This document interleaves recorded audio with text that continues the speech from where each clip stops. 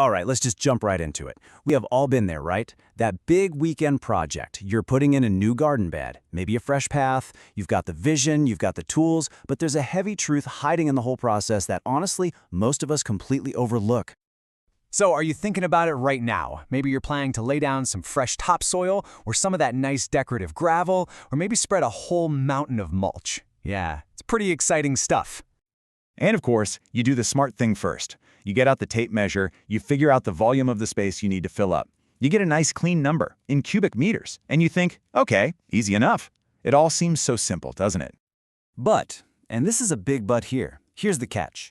When you actually go to the landscape supply yard, or you're hooking up that trailer, the real world couldn't care less about your volume calculation.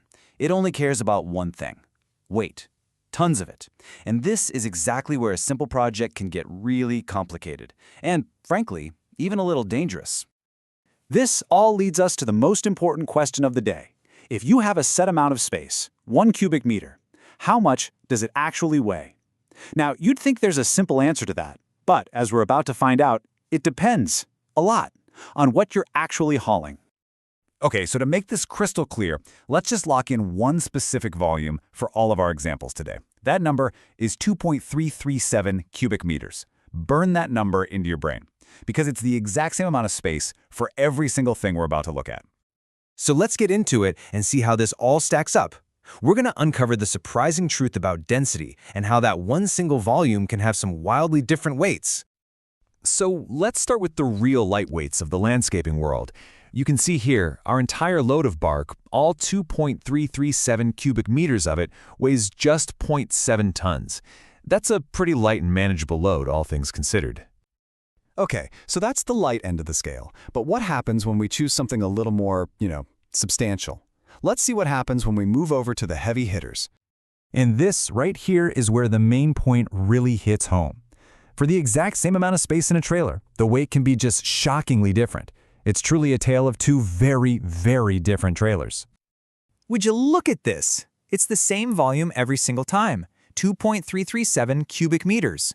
But look at that weight. Our friendly bark is way down there at 0.7 tons. The topsoil, wow, that's already shot up to 3.3 tons. And then you have compacted road base, a staggering 5.6 tons for the exact same amount of space.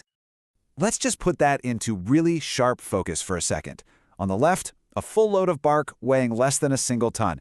On the right, the exact same volume of compacted road base weighing over 5.5 tons.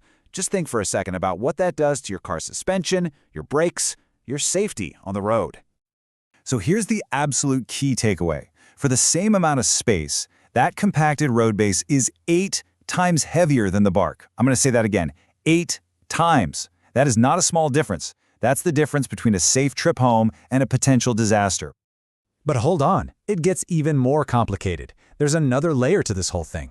It's not just about the material itself, it's also about its state. You see, the difference between loose and compacted is a total game changer. Let's take that same road base. If it's just loose in the trailer, our 2.337 cubic meters weighs about 4.1 tons. But once it settles and gets compacted down, it jumps to over 5.6 tons. It's the same material, just packed in tighter.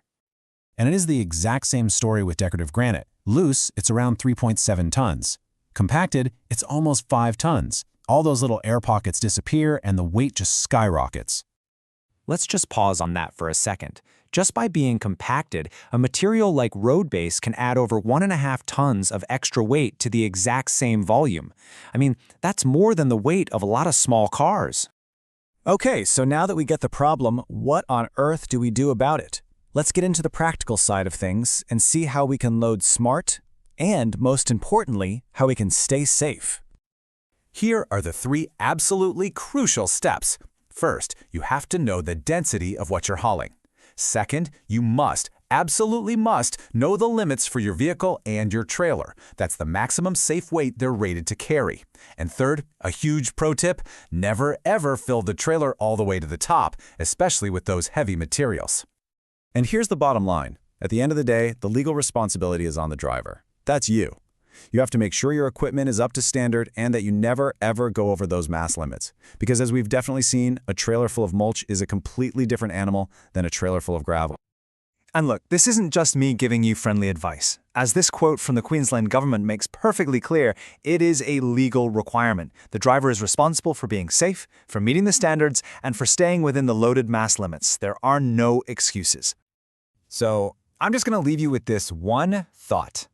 The next time you're driving down the road and you see a landscaping trailer filled to the brim, what are you going to be thinking about? The space it's taking up?